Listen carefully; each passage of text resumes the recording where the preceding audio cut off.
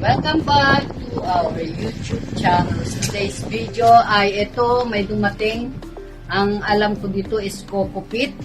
Tignan natin muna, ang bigat. Ang bigat. Tignan natin muna siya.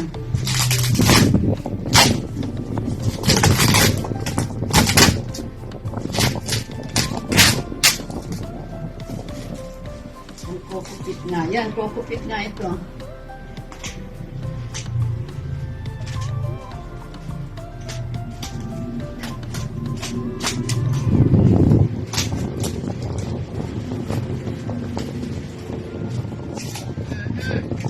Yan ang masama na anuhan nila o nahiwa.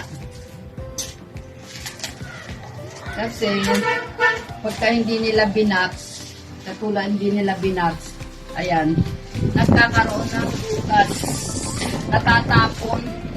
Yun ang hindi maganda sa mga nagdi-deliver na isusupot lang ipa-plastic. Yun ang hindi maganda. Kaya sa ating dapat ito talagang inaano natin, nilalagay natin sa tama. Ibang seller ito eh. Ibang seller ito. Lazada ito. Sa Lazada. Tingnan ko. Oo, Lazada nga ito. Lex eh. Yun ang hindi maganda. Pero bakit kaya ipinag-isa?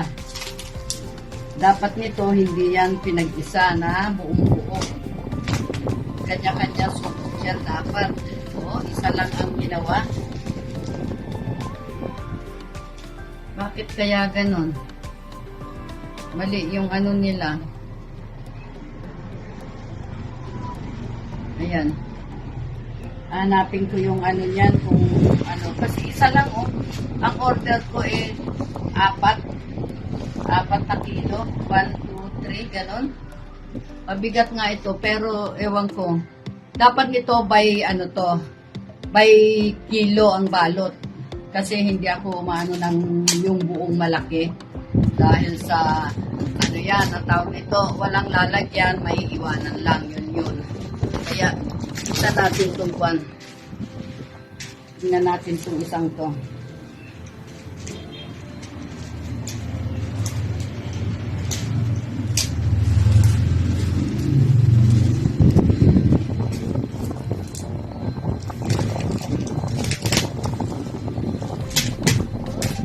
Kaya minsan mahirap umorder doon sa kasi iba yung in-orderan ko. Kagaya nito, tingnan nyo, naka-box.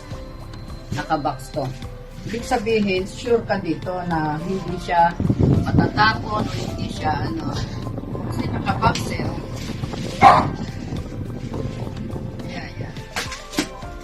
Yun ang mahirap pagka hindi naka-box. Aanuhan yung natin.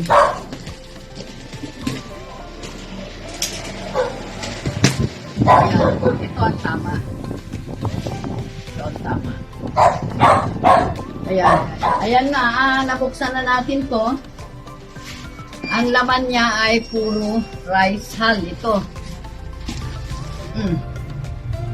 Rice hull ang laman dito. Ayan. Ayan ang laman niya. Para ito, alam nyo ito, sandali lang itong maubos. 4 na ganito. 2 na yon o 3. 4 na ganito ang laman. Tsaka ito isa pa. Yan ang ating yung binuksan na panggamit natin. Ang hindi humabol ay yung aking Coco Pit. Ay, Coco Chip. Yun ang wala. Hindi pa siya dumating. Hindi pa siya nakahabol. Kaya yun ang ang kasabay noon ay Pumice. Ngayon, ang inaano ko dito, kasi ito, hindi tama yung kasi isang balot lang ito. Ito dapat nito, 4 na balot din gaya nito. Kasi 4 kilos to, 4 kilos yan. Kaya dapat 4, pero isang balot lang ang ginawa. Tapos, ang pagdala pa nila, tignan nyo, hindi maayos. Yun ang isang disadvantage natin pagka ito hindi nila nilagay sa ganitong box. Pero ito tingnan nyo, nilagay nila sa box, di ba? Napakaganda kasi nasa box. Yun yung hindi maganda pagka talagang Ito lang ngayon ang ating ilan box.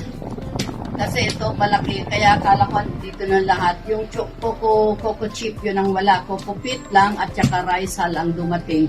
Ngayon, yung ating, ang tawag nito, yung ating humis, wala pa. Yun ang ano. Pero kasi ito, ito ang pinakamaraming use ko kaysa dito. Kaya lang ito, ginagamit ito pagka mamarkot ako.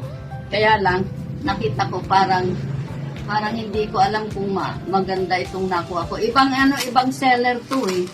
Tapos ang masama, ang nipis-nipis nung kanilang plastic. Tapos, pinalot lang nila ng black na ganito. Yun ang hindi maganda kasi katulad nito rice hull lang yan. Pero ang kapal nung kanyang plastic. Oh, ang plastic niya ang kapal, oh. Ito ang nipis, oh. Butas na kaagad, hindi pa yan nabubuksan, butas na. Yun ang disadvantage ng mga ganitong lalo na yung kaya lang ang Lazada, alam ko maayos na magano pero bakit ganito ito? Sa pag biyahe o ayan halimbawa, wala ka pang lalagyan, bukas na lahat yan, 4 na kilo, saan mo ilalagay yan? Di matatapon lang, masasayang. Yan ang hindi magandang natin sa natin. Kaya, ngayon, ito lang ang ating ginawa ngayon na sa ating pinakita ko lang kasi dumating nga lang kanina. Kaya pinakita ko ngayon dahil para makita natin kung ano talaga yung tama nga. Ngayon, ang hindi lang maganda, itong pagkabalot ng ating coco pit. Hindi, yung mga natatanggap tong coco pit nun, kanya-kanya per kilo. Pero ito ginawa nilang buo. Kaya, ako na hindi ayos yung kanilang package na yun.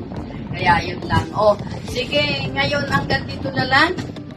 At sana'y nakita nyo, dapat mamili rin kayo ng mga seller kung sino yung legit at maayos na magpadala ng mga package. Ayan, natatapon na tuloy ito. Kasi pagka basta-basta na lang pinadala nila na walang care, tayo ang talo. Kasi matatapon, kaya lang, siyempre, pag hindi ko naman kinuha ito, dahil may butas na, kawawa naman yung rider. Hindi natin alam kung yung rider o kung dun sa Pero ang may responsable dito ay yung seller. Kasi siya yung dapat na mag-ingat pagpapadala. Kaya yun lang. Maraming salamat. Sana magustuhan nyo at kung salamat sa mga nanonood, sa mga subscriber ko, sa viewers ko. At kung di pa kayo nakapag-subscribe, please subscribe at saka paki-likes and share. At paki-press ang bell para next time ma-update ko kayo sa ibang pakikita ko sa inyong video. God bless you. Bye!